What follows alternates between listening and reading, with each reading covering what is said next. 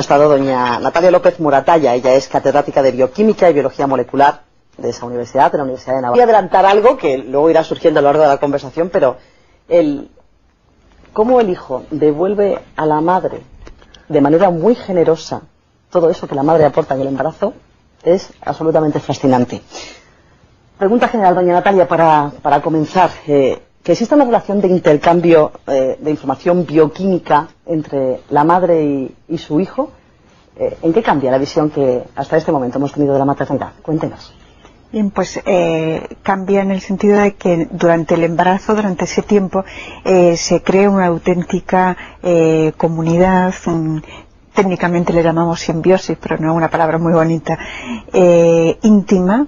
Son dos vidas, dos biografías, una que pasa de no ser madre a ser madre y cambia radicalmente, y otra que se inicia. Y hay una comunicación muy profunda, muy íntima. Yo creo que sería es la palabra. Entonces no es algo que ocurre ahí un poco a ciegas, sino que hay un auténtico diálogo molecular entre ambos, celular y, en definitiva, humano. Lo primero son los iones de calcio, que hemos leído aquel informe y nos ha llamado mucho la atención. Los iones de calcio es lo que permite que arranque la vida. Es decir, quizás de los adelantos de la biología en los últimos años es el hecho de que es un proceso dinámico y entonces la fusión de los gametos, la fecundación, ¿no? Es un proceso dinámico que dura unas horas, un tiempo, y que se pone en marcha justamente cuando el gameto paterno, el espermio, llega a un sitio concreto en el óvulo, y entonces ahí emite la primera señal. Hay una comunicación celular primero entre los gametos para construir el hijo, ¿no? Y constituirse así, y en ese punto por donde ha iniciado el diálogo molecular y se han reconocido mutuamente los dos gametos, hay una liberación de calcio. Y ese calcio, desde ese punto, va difundiéndose como una onda, como una estela, ¿no? De distintas concentraciones, desde ese punto hacia el lado contrario del óvulo, que está fecundándose en ese momento, de tal forma que cuando se crea esa gran asimetría, en un sitio hay mucho calcio y por tanto está dirigiendo una serie de procesos, y en otro sitio no hay calcio y están entonces entrando en acción otros procesos o dejando de entrar, se está creando el inicio de la estructura corporal. Es decir, el punto por donde ha reconocido el espermio al óvulo, se han reconocido mutuamente molecularmente, va a ser el torso del embrión. Y el lado contrario, el vientre, y lógicamente perpendicular a este eje, el eje cabeza-cola. Y esto ocurre en ese momento arranca a vivir. Es curioso que cuando se ha visto una fecundación en el laboratorio, yo recuerdo la primera vez que vi una de ratón, que ocurre igual, es un mamífero. Lo estabas observando con luz, y entonces hay un fogonazo de luz en el momento en que arranca la vida, en que ya está constituida ese cuerpo incipiente que ya tiene los ejes trazados, ya tiene el inicio de la forma corporal, precisamente porque es asimétrica, y polariza la luz. Entonces hay un halo de luz que muestra la vida. Una célula, si no hay desigualdad, no hay un organismo. Si todas las células fueran iguales y estuvieran colocadas una detrás de otra, sin más, para crear los distintos órganos que nos han enseñado siempre. Un cuerpo, no sería un organismo. Entonces, justamente lo que hace un organismo es como un equipo, una reunión de diferentes. Claro, cada órgano, y que están situados en su sitio. Entonces, la parte, yo creo que muy impresionante del proceso de desarrollo embrionario es las señales que le van diciendo a cada célula: oye, que tú eres de la nuca, oye, que tú vas a ser del dedo gordo del pie. Es decir, entonces hay todo, entonces tiene que ser asimétrico, si no las células, ¿cómo se distinguen? Es decir, el cuerpo es una comunidad de células. Una pregunta, ¿esa información la pasa la madre al niño o el niño se la da a sí mismo y se autoconstruye? Bueno, vamos a ver, eso es muy importante. La autoconstrucción es de cada uno, es auto. Ahora, un ser vivo, esto es otro de los adelantos teóricos importantísimos de estos últimos años en la biología. A veces un ser vivo se piensa que está ahí sin más, ¿no? O que se construye sin más. Un ser vivo tiene necesariamente, siempre que estás creando asimetrías, y las crea porque la vida, el equilibrio es la muerte. El equilibrio termodinámico, o sea, equilibrarse, serenarse, tal es morirse. Entonces la vida tiene que estar continuamente adquiriendo sacando energía de ese intercambio con el medio. Entonces todos intercambiamos con el medio, y eso es lo que nos permite estar alejados del equilibrio, vivos, en continuo intercambio. Entonces la madre es el medio natural. O sea, el niño en primer lugar hace un recorrido por las trompas, que resultan, no he hecho el cálculo, pero debe ser kilométrico, dado el tamaño milimétrico. Es un milímetro. Vamos a ver, nos ordenamos. Me has preguntado antes el intercambio con la madre. Entonces, la madre es el camino guiado para ese primer viaje de la vida, que son 5 días. En el cual el embrión no cambia de tamaño porque sigue rodeado de lo que llamamos la zona pelúcida, una cubierta que tiene el óvulo, para que no se quede pegado a las trompas de la madre en cualquier sitio, ¿no? O pegado donde sea, ¿no? Después hay un momento en que aquí se quita y tiene que caer en un sitio adecuado del útero de la madre, que se han preparado mutuamente, por eso ese diálogo molecular entre los dos, de tal forma que el día 5 tiene que llegar a una zona del útero que podemos decir que es como un colchón, como una cuna, que tiene unos varales y un colchón de tal forma que llega. Tiene proteínas complementarias con el útero, con esa zona del útero donde va a anidar, ¿no? Donde se va a implantar. Entonces, las integrinas y lectinas, que se llaman así, ¿no? Y lectinas hacen que gire, se coloque de dorso y entonces cae perfectamente de espalda. Pero la madre no lo sabe. Tiene que mandarle una señal de que está en el primer día de vida. Y bueno, la molécula se llama interleuquina 1, que hay 3 formas, alfa, beta y gamma. Entonces emite esa que es una proteína pequeñita. Y el útero, las trompas, tiene receptores. En el momento que llega el receptor, la trompa completamente se pone en orden a fabricar moléculas. Unas sirven para decirle ánimo, son las llamadas factores de supervivencia, que impiden que entre, ánimo, sigue, no te canses, crece, o sea, decir, vete formando metido en tu cápsula, ¿no? Entonces esas moléculas de supervivencia son interesantísimas porque un ser vivo, si no recibe señales, cualquier parte de nuestro cuerpo que no entra en lo que llamamos técnicamente apoptosis, que es una muerte celular programada, ¿no? Que es lo que pasa, por ejemplo, cuando hay enfermedades degenerativas en el cerebro, pues Parkinson, por ejemplo, es que entran en apoptosis las neuronas antes de que les toque el momento de morir, ¿no? Entonces eso se mantiene vivo con las llamadas factores de supervivencia. Eso se lo manda la madre. ¿Y cómo es que el organismo de la madre no rechaza al niño, siendo como es un cuerpo extraño? ¿Cuál es la lectura que hace el cuerpo materno? Ese primer viaje para en las que defensas va dándole factores de supervivencia, le va indicando el camino. Entonces se hace una auténtica carretera, porque la madre pone unas moléculas que se llaman mucinas, que cuando el embrión llega ahí y no es su sitio, no se puede parar, ¡tac!, le produce un saltito, un empujoncito. El embrión va haciendo así, que es como se mueve el cielo, ¿no? Apoya y contrae y sigue avanzando, ¿no? Bueno, y le va a dar una tarea que tienen los dos importantísima, importantísima durante esos 5 días, durante ese primer viaje de la vida, es trabajar juntos, que sea recibido sin rechazarlo en la primera habitación de su vida, que es el útero materno, el primer entorno en el mundo, que es en el seno de la madre, ¿no? Entonces, el embrión manda un aviso. Y en ese aviso lo que hace es presentar al padre, porque claro, un embrión, un bebé, en la mitad del padre y en la mitad de la madre. Claro. En la mitad de la madre la conoce muy bien la madre. propia madre. No tiene ningún problema, pero la otra mitad es extraña. Y el hijo es extraño, inmunológicamente.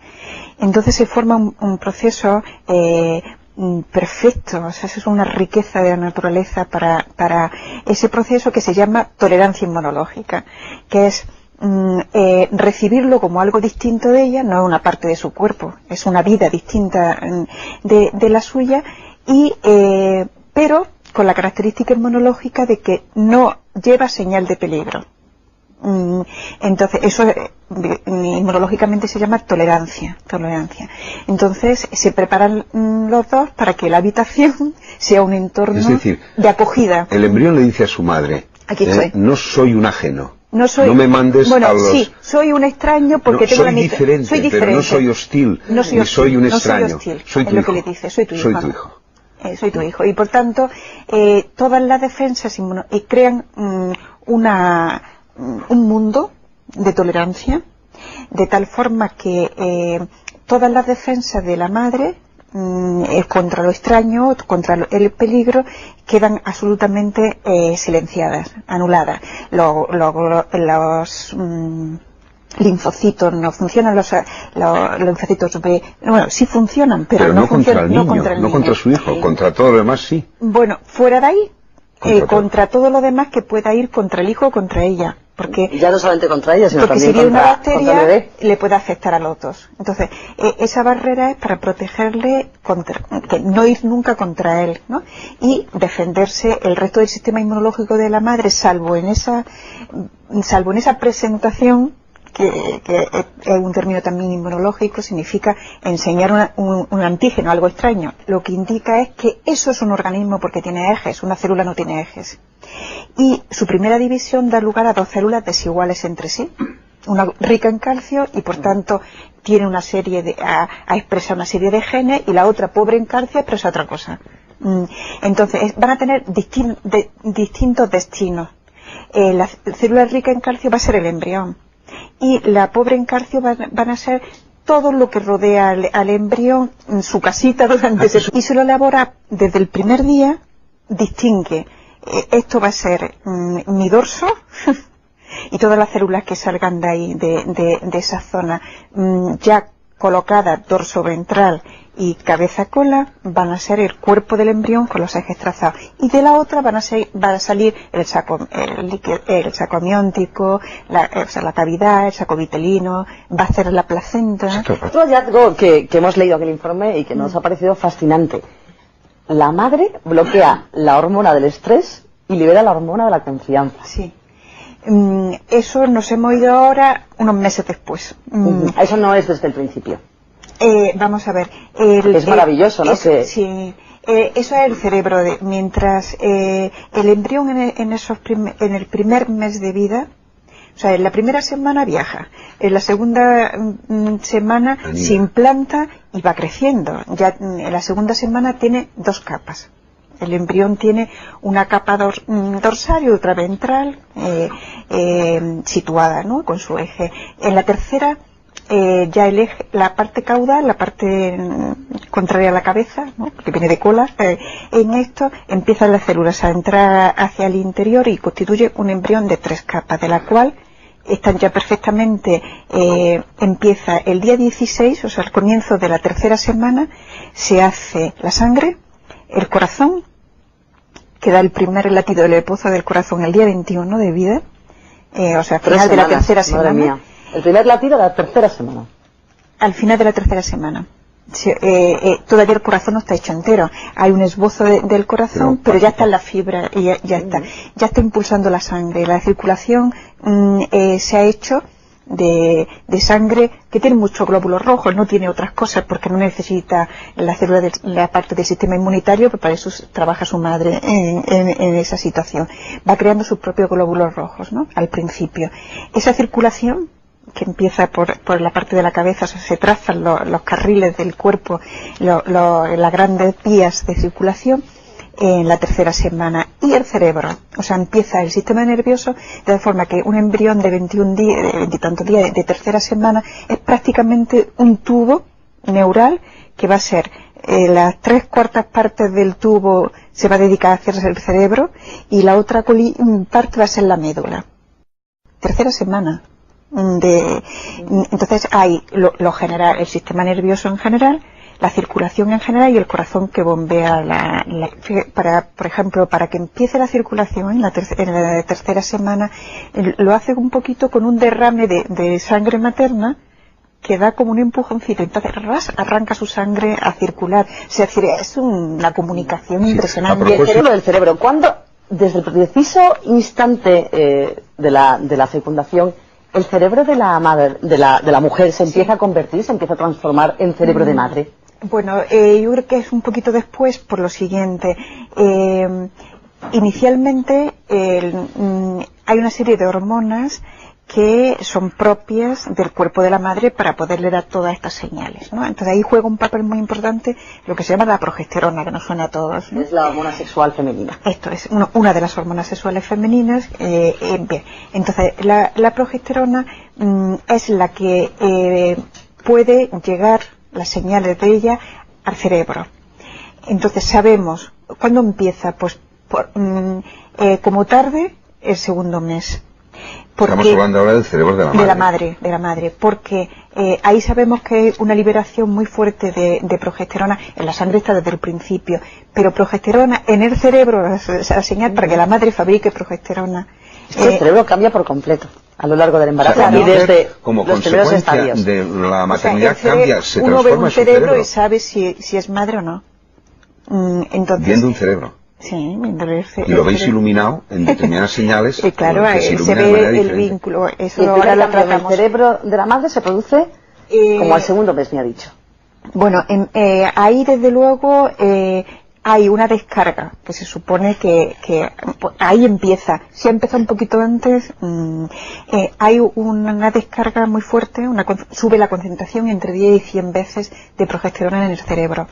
Entonces, ¿qué ocurre? Que esa hormona manda una señal, viene por el tronco, tal, y va a una región del cerebro, que hablaremos de ella, que es el hipotálamo, que es una parte del sistema límbico. Siento los datos, pero lo vamos a llamar, que se llama así, donde se procesan las emociones. Lo está explicando usted estupendamente. Pensábamos que iba a ser más técnica, ¿verdad? Entonces, ¿qué pasa? Muy bien, que en esas neuronas de esa área del cerebro fabrican la hormona del estrés, el cortisol, para que se responda a un estrés, y fabrica la oxitocina, que es la hormona de la confianza. Entonces, claro, ahí producida por la progesterona hay una síntesis de tal forma que se crean unas neuronas gigantes que guardan oxitocina.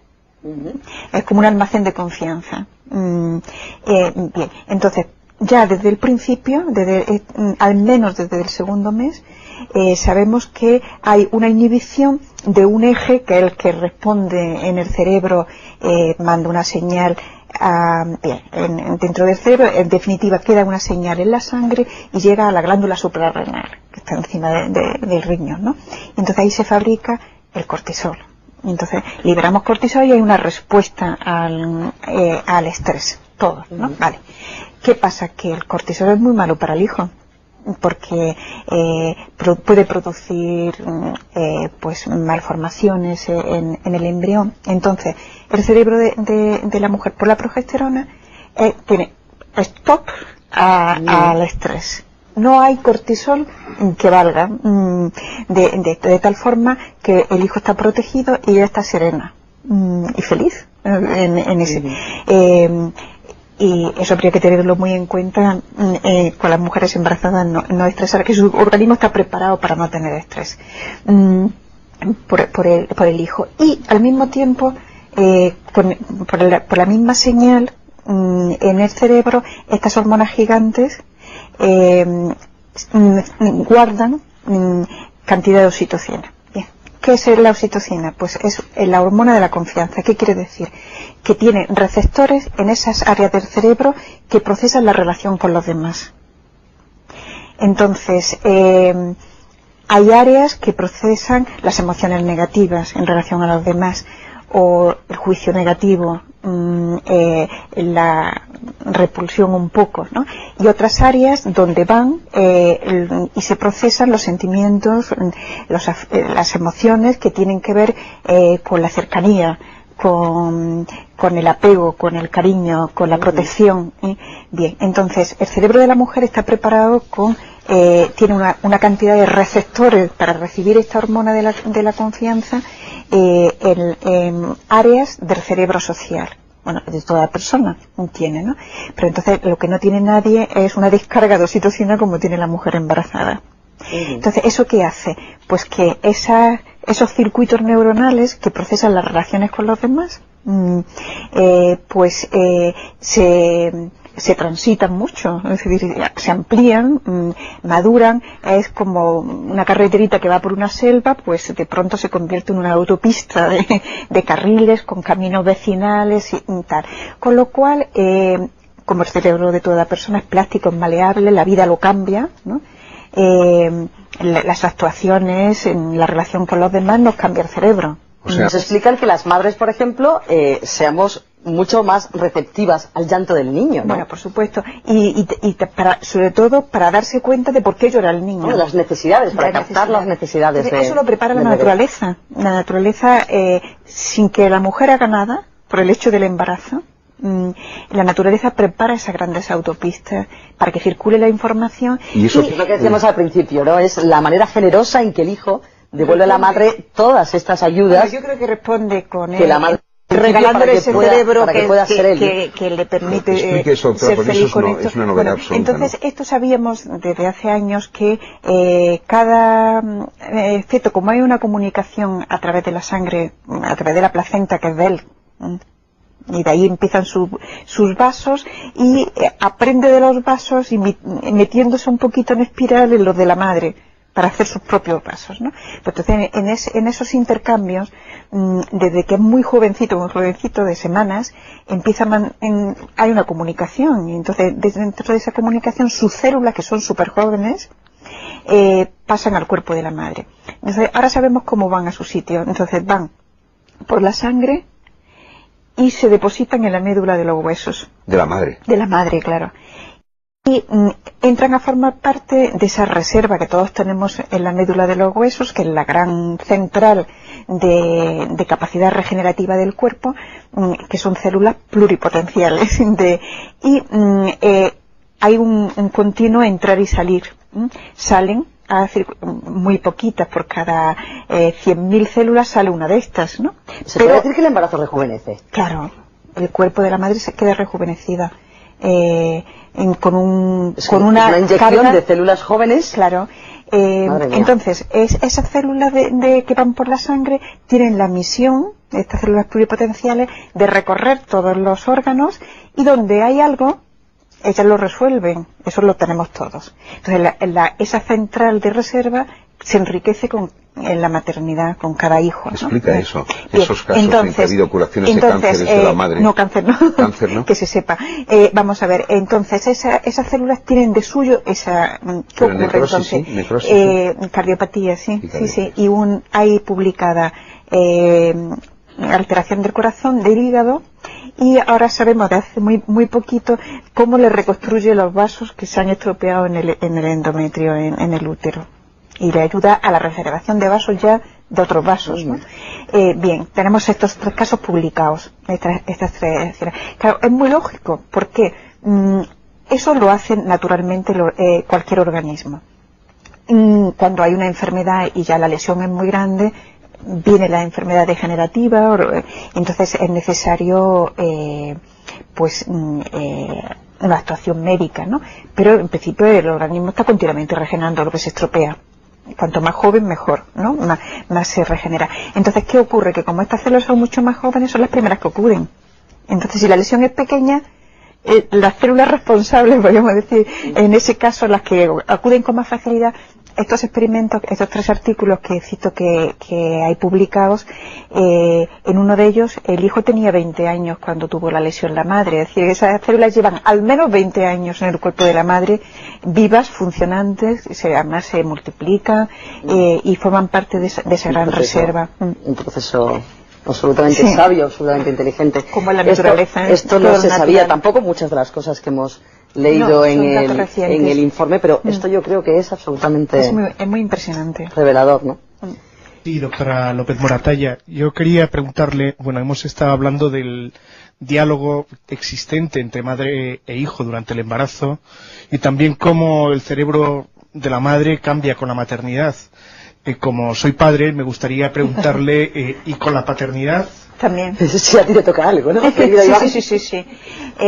La experiencia de la paternidad, lo mismo que la de la maternidad, es una experiencia humana que enriquece en la misma dirección que la maternidad lo que es el cerebro social. Es decir, el cerebro, antes no he dicho, y me alegra que me dé la oportunidad ahora con esta pregunta, que hay un doble efecto en el cerebro social. Por una parte, tiene esa capacidad por el vínculo de apego ¿qué significa eso, no? Ese afecto de saber lo que ocurre. Por ejemplo, se disparan las regiones del cerebro, se activan, ¿no? Que reconocen la expresión de las caras, con la expresión de las caras lo que ocurre, ¿no? A los estímulos responde con mucha más facilidad, conociendo qué pasa, ¿no?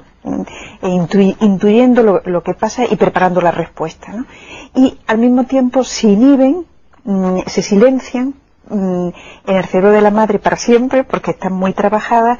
El juicio negativo de la madre realmente no ve feo a su hijo nunca, siempre tiene una visión de comprensión. Eso le iba a decir. Pero eso cerebralmente es impresionante verlo, como esas áreas están anudadas. O la sensación que produce, si me permite, la sensación que produce cuando una madre ve la foto de su niño, sobre todo cuando el niño es pequeño, una sensación de placer, la que te embarga. Claro, porque una relación placentera es de acercamiento, y si el niño llora, se pone en marcha, o el niño tiene una cara de tristeza, más que el llanto incluso, hay una activación de todas las áreas que preparan la respuesta, que no es una respuesta simplemente de reconocer que le pasa algo, sino que se prepara todas las vías del cerebro que conducen a que le intente quitar la pena, aunque esté viendo un vídeo. Es curioso, se han hecho experimentos de ver qué pasa en el cerebro mientras, y ahora voy a la pregunta de la paternidad,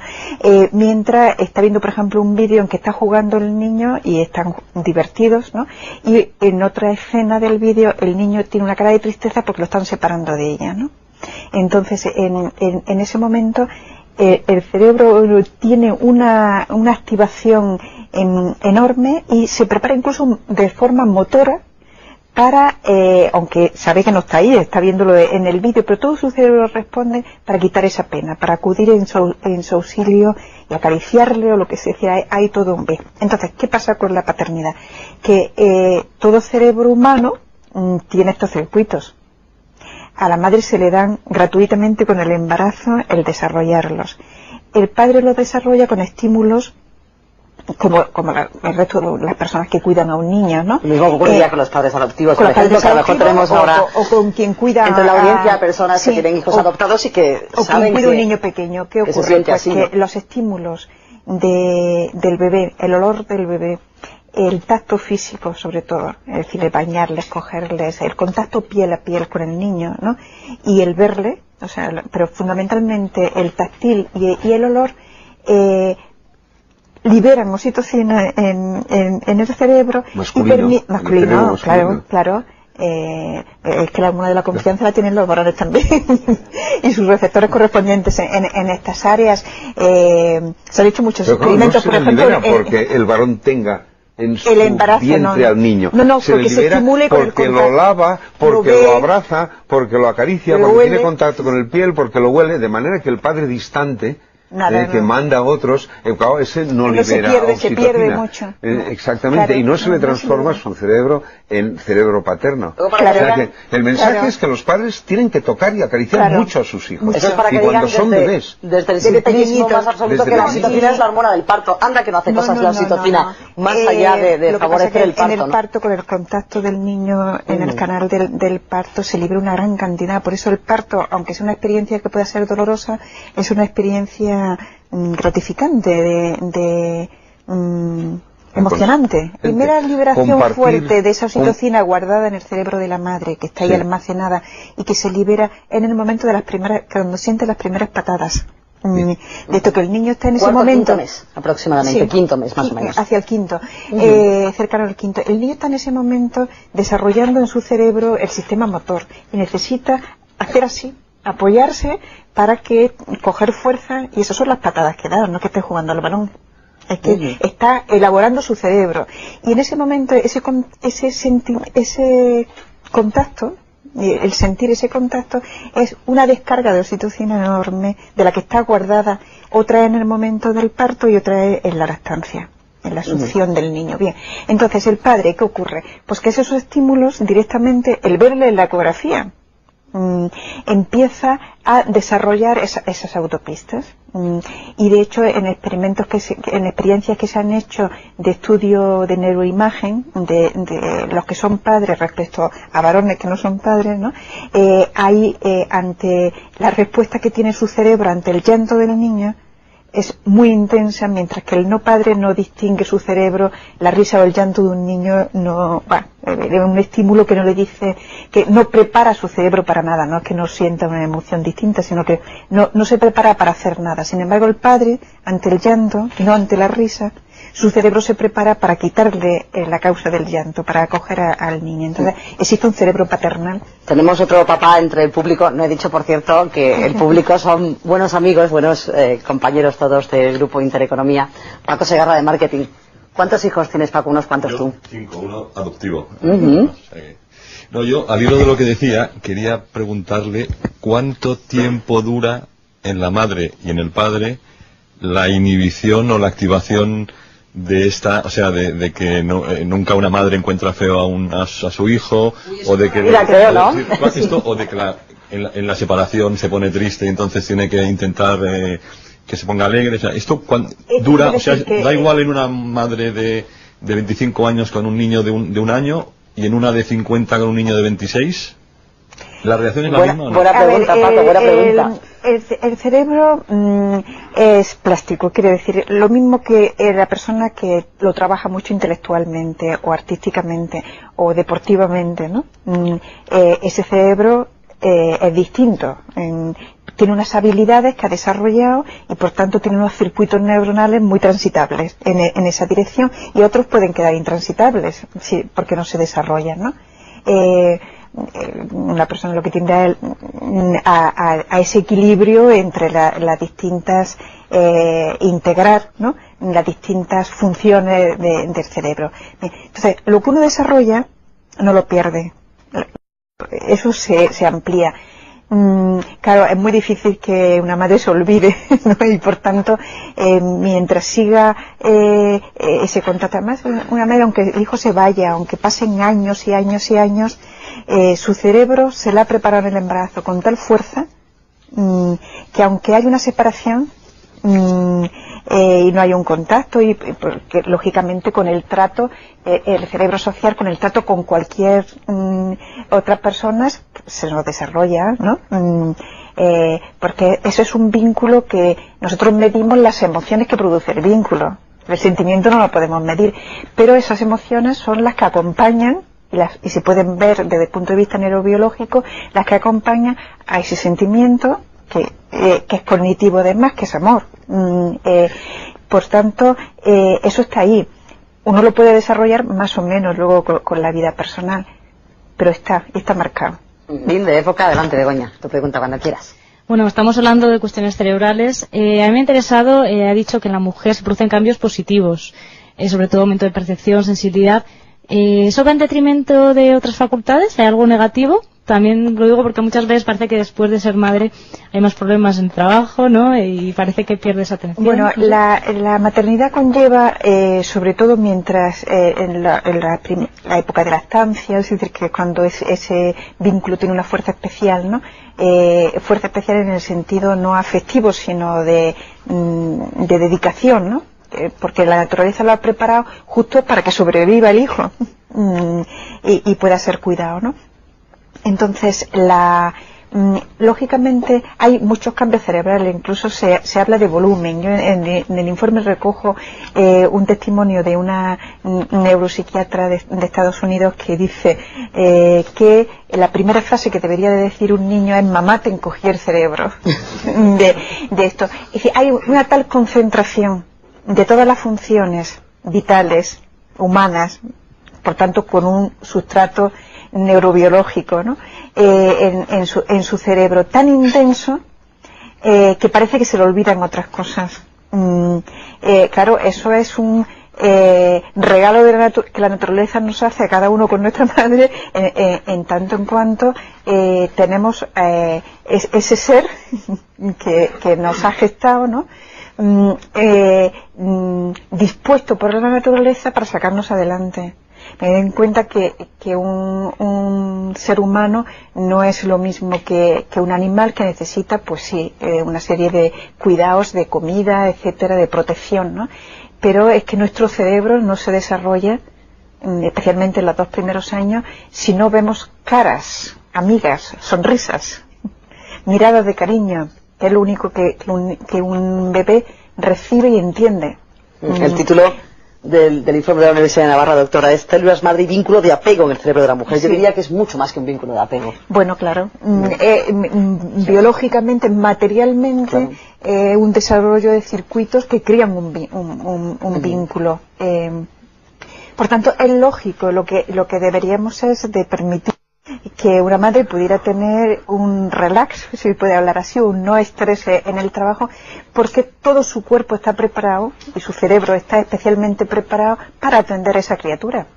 Y entonces invertir en eso es crear cerebros sanos en los hijos sanos, inteligentes, equilibrados, con los 2 hemisferios bien planteados, con la ayuda del padre, que tiene que involucrarse ahí, pero claro, destrozar por unas horas de trabajo de esto algo que tiene una riqueza natural, como permitir un desarrollo equilibrado de un ser que está apareciendo entre nosotros, ¿no?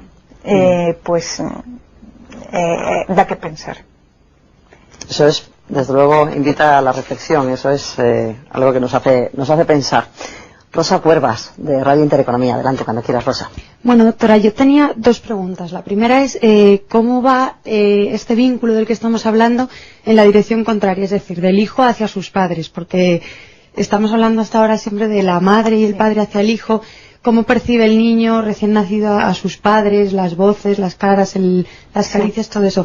Y la segunda, después de 9 meses de tantos cambios biológicos, una transformación del cuerpo enorme, pues ¿cómo puede la madre volver a reorganizar, o de qué manera puede ayudar a que su organismo vuelva a ser el que era antes? Y que muchas veces las mujeres, pues cuando acaban de tener un hijo, pues no saben muy bien. Sí, esta última, que es más corta, más breve, la puedo contestar más rápido.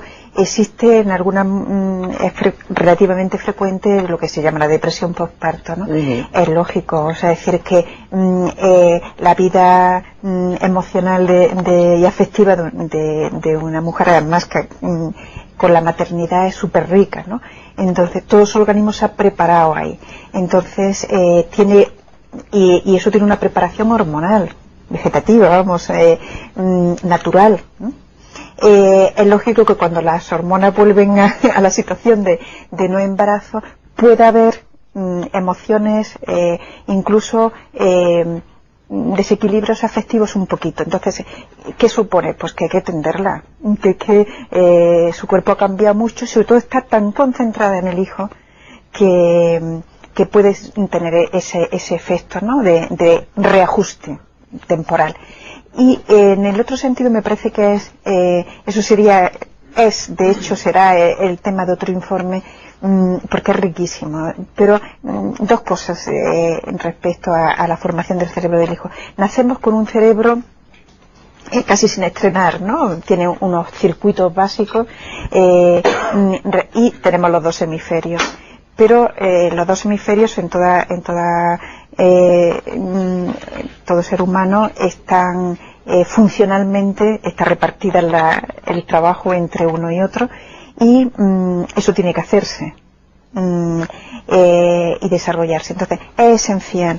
El bebé pequeño de pocos días, al comienzo, en los primeros días, no ve más que caras y movimientos de manos, caras humanas, o sea, no ve juguetes, no ve la habitación. El ojo todavía no está desarrollado, ¿no? Bueno, el cerebro, el ojo sí. Ah, sí, el ojo sí. Siempre hemos escuchado que es el ojo el que no está desarrollado, porque los bastoncitos y... Bueno, pero los bastoncitos son las neuronas que conectan al cerebro, o sea, son las células que conectan con el cerebro. Entonces, lo que no tiene son, o sea, la visión divertidísima, o sea, vemos el movimiento con una parte del cerebro, procesamos el movimiento, tal, el color en otra, las caras, tenemos una área enorme para procesar la visión de las caras. Entonces, por esa área se nace. Entonces el niño solo ve las caras. Entonces es importantísimo pues eso, la sonrisa. Claro, la misma lactancia está preparada por la naturaleza para que el niño esté viendo la cara de su madre. Corríjame si me equivoco de todo lo que se ha hablado, que el hecho de que haya una relación química entre madre e hijo facilita mucho después la relación, y yo le quería preguntar si en el caso de hijos adoptados, al no haber habido esa relación o esa interrelación química entre madre e hijo, ¿eso hace a priori o puede hacer más difícil la relación entre ambos? Bueno, ese hijo lo ha tenido con otra mujer que es su madre biológica, ¿no? Esa relación química que le ha permitido desarrollarse y siempre quedará ese vínculo de alguna forma, ¿no? Ahora bien, una persona, padres adoptivos, una persona que cuida a un hijo, es podemos decir, el responsable del desarrollo del cerebro de ese hijo. Porque el cerebro siempre se desarrolla en relación con los demás. Eso es el ejemplo de los niños lobos, ¿no? Creados entre animales que no llegan a hablar, ¿no? Aunque luego se hayan encontrado, se hayan metido en un entorno humano. Necesita un entorno humano que inicialmente, como acabamos de decir, es las caras, la sonrisa. Porque todos los niños le haces agua y sonríen. Si no entiende, sino de esto, ¿no? La sonrisa es natural, es la respuesta a esa mirada de una cara que le acoge, que le siente, que le da mimitos. Claro. En esto, bien, entonces, unos padres adoptivos, sobre todo si el niño es muy pequeño, lo mismo que un profesor o que un maestro en el sentido profundo de la palabra, genera un vínculo, porque es una relación peculiar, una relación de donación muy fuerte, de deudas impagables, ¿no? Entonces, ante un niño adoptado, es decir, los padres adoptivos, o los que le han cuidado, los que le han educado, tienen siempre, para ellos tendrá siempre la deuda de que le han desarrollado su cerebro, le han hecho tener una personalidad, tener una capacidad de que biológicamente, neurológicamente, su cerebro tenga los circuitos adecuados, que solo un niño abandonado, un niño sin cariño, un niño que no se cuida, se cierra y se silencian para siempre muchas áreas del cerebro, especialmente del cerebro emocional, que es el que empieza y se desarrolla fundamentalmente en los 2 primeros años de vida. Entonces,